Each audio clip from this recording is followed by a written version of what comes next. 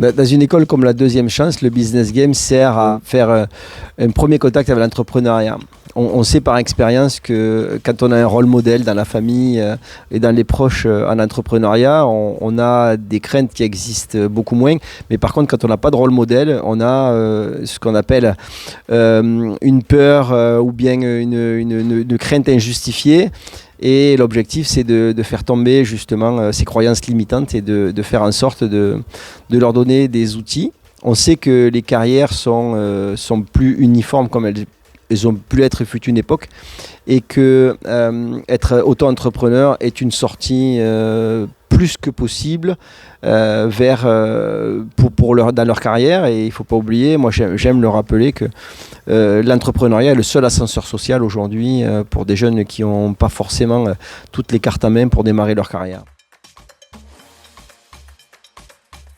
Oui, il y a des croyances limitantes qui existent vraiment dans le monde de l'entreprise et forcément, si on les laisse perdurer, ces croyances limitantes, ils ne pourront jamais être entrepreneurs ou auto-entrepreneurs. Effectivement, c'est la première année où vraiment on sent une utilisation massive de l'IA. Ce qui est un choix n'est pas une mauvaise chose. Le danger, c'est de se reposer exclusivement sur l'IA. C'est pour ça qu'on a changé les règles du jeu et on leur a demandé de faire une présentation sans notes, avec leurs mots, avec leur manière de parler. Et c'est le seul moyen qu'on a trouvé pour qu'ils défendent réellement leur projet sans se retrouver en ayant ChatGPT en face de nous en termes d'interlocuteurs.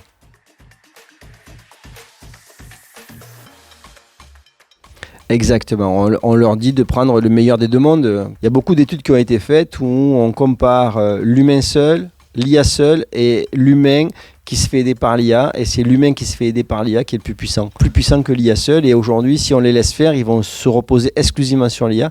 Et finalement, ils vont sortir une prestation qui ne sera pas à la hauteur de ce qu'ils sont capables de faire. Et surtout, par rapport à l'attendu pédagogique d'un événement comme celui-là, on n'aura pas le résultat qu'on attendait. Donc l'IA est un moyen, mais n'est pas une fin.